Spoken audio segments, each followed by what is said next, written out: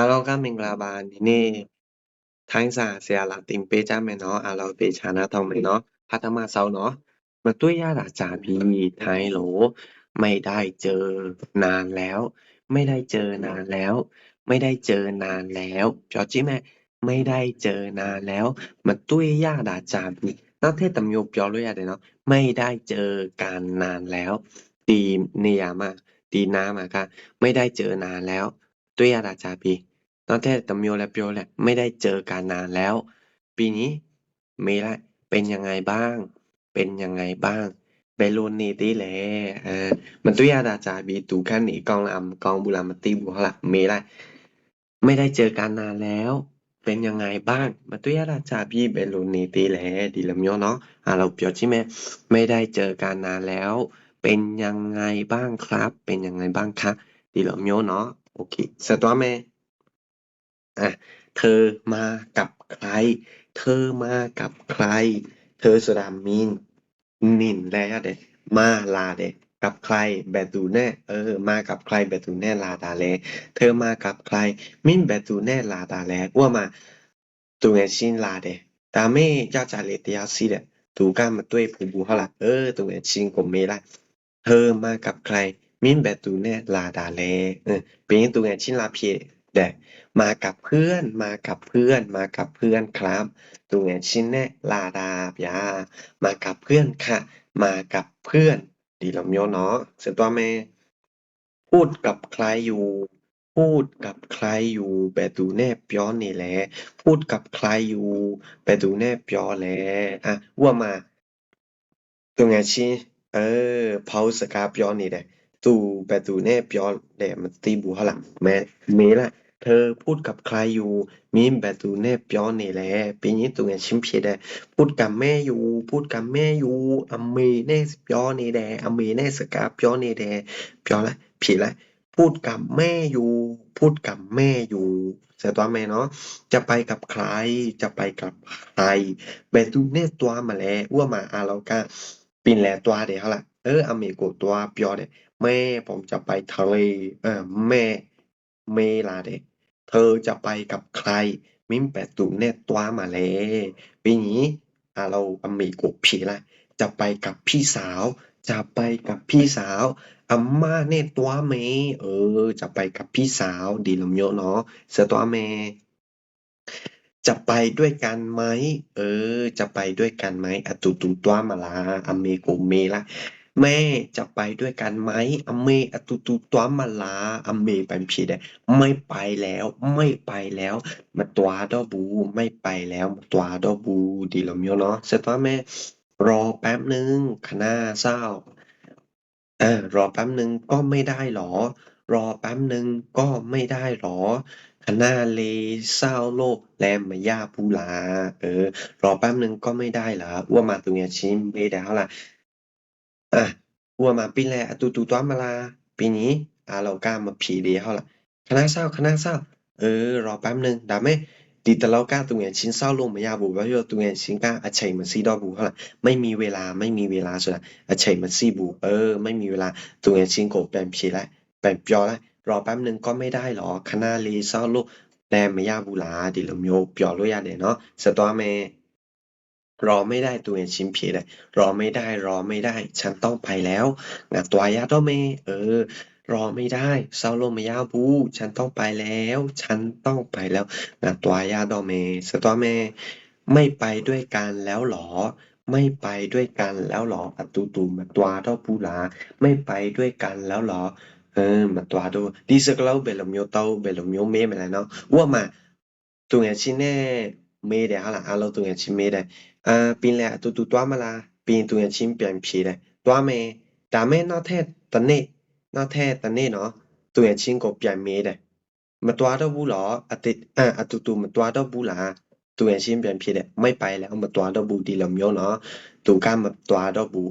ไม่ไปด้วยกันแล้วหรอအတူမတွားတော့ဘူးလားဆက်သွားမယ်ทำงานยังไม่เสร็จทำงานยังไม่เสร็จเราด่ามตีเดบูခုနသူငယ်ချင်းမေးတယ်ဟုတ်လားไม่ไปด้วยกันแล้วหรอသူငယ်ချင်းပြန်ဖြေတယ်ไม่ไปแล้วမတွားတော့ဘူးဒါမဲ့ဘာဖြစ်လို့လဲ ทำงานยังไม่เสร็จเราดับปีเดโลทำงานยังไม่เสร็จดีแล้วမျိုးเนาะใช่ตัวแม่ถ้างั้นฉันไปแล้วนะดาซุยแอซุยงาตัวบีเนาะงาตัวเท่าแม่เนาะถ้างั้นฉันไปแล้วนะถ้างั้นฉันไปแล้วนะแอโลซุยงาตัวเท่าแม่เนาะพอจิไหมถ้างั้นฉันไปแล้วนะถ้างั้นฉันไปแล้วนะดีแล้วเนาะใช่ตัวแม่ดีสุดกับเราถ้าเจ้านาย ถ้าเจ้านายมาถ้าเจ้านายมาอืมถ้าเจ้านายมาแต่ที่หลายนี้บอกด้วยนะย่อบ่าเนาะย่อจิแม่ถ้าเจ้านายมาบอกด้วยนะว่ามาแต่เทก้าไอ้มันเนบูเขาล่ะอ่ะปีนตัวเด็ตุงเงี้ยชิงกงย่อไล่เธอถ้าเจ้านายมาบอกด้วยนะนินแต่ที่หลายนี้ย่อบ่าเอาเนาะ โอเคเสร็จแล้วไหมเนาะแป๊บเดียวเองแป๊บเดียวเองสระคณะเลแบแป๊บเดียวเองแป๊บเดียวเองคณะเลแบว่ามาอาเราก็เซเว่นอะตุตัวไหมดาเม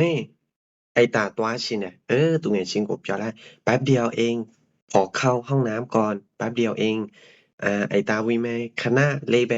แป๊บเดียวเองแป๊บเดียวเองดีโรเมียวตอโรยาเดเนาะเสร็จแล้วไหมเดี๋ยวจะกลับมา เดี๋ยวจะกลับมาคณะเปลี่ยนนาแมเดี๋ยวจะกลับมาคณะเปลี่ยนนาแมอ้วมากตะเทอปินตัวเมดาเม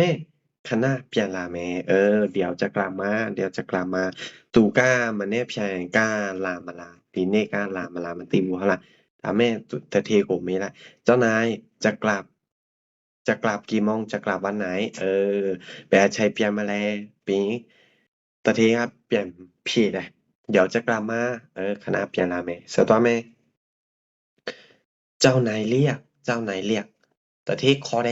เจ้านายเรียกเจ้านายเรียกแต่ที่คอแดไปเร็วๆไปเร็วๆเมียตัวเมียตัวแต่ที่แต่ที่คอแดใช้การเมียตัวไม่เขาละเจ้านายเรียกไปเร็วๆเปลี่ยนแต่ที่มีแต่เธอกวาดบ้านที่นี่เสร็จแล้วไปเก็บขยะข้างบ้านนะนี่นี่กวาดบ้านที่นี่เสร็จแล้วดินยาตะเบียนซีแลพี่หนีไปเก็บขยะข้างบ้านนะไอ้เบมาอาไม่ตัวเก้าเนาะดีลำยอเนาะพี่อจิ๊บแม่กวาดที่นี่เสร็จแล้วไปเก็บขยะข้างบ้านนะนั่นแหละครับพี่อจิ๊บแม่กวาดที่นี่เสร็จแล้วไปเก็บขยะข้างบ้านนะเสร็จตัวแม่ ถ้าย้ายไม่ไหวเรียกคนมานะว่ามาตะที表了啦里边时間睡來打咩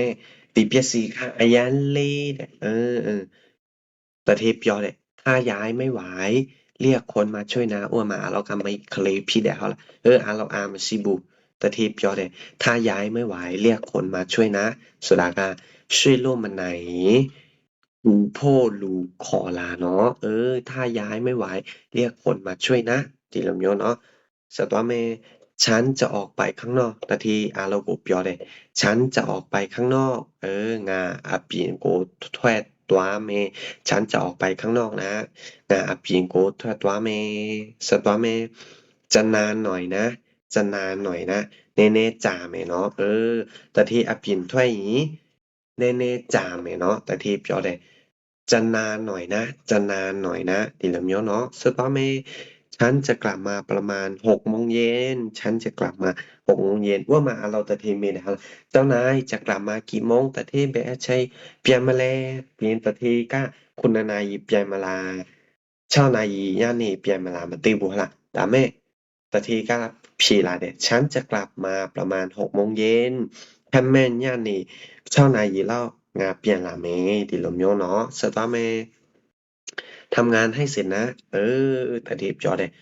ทำงานให้เสร็จนะเราเปลี่ยนแล้วเนาะทำงานให้เสร็จนะเสร็จแล้วกลับบ้านได้ปีนี้ไอเปลี่ยนโรยาปีอ้วนมาตะเทอเปลี่ยนตัวเดียวละตะเทเผาเสร็จละเด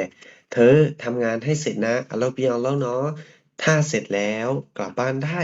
ปีนี้ไอ้เปียโนยากพี่ดีแล้วเมียวเนาะสตวแม่พรุ่งนี้มาเช้าหน่อยพรุ่งนี้มาเช้าหน่อยมันแนบใช่สอล่ะโอ้พรุ่งนี้มาเช้าหน่อยพรุ่งนี้มาเช้าหน่อยว่ามาเราก้าเป่าแซเช้านายตัวเดียวล่ะดาเมมันแนบใช่แต่ทีเปียวเด็ก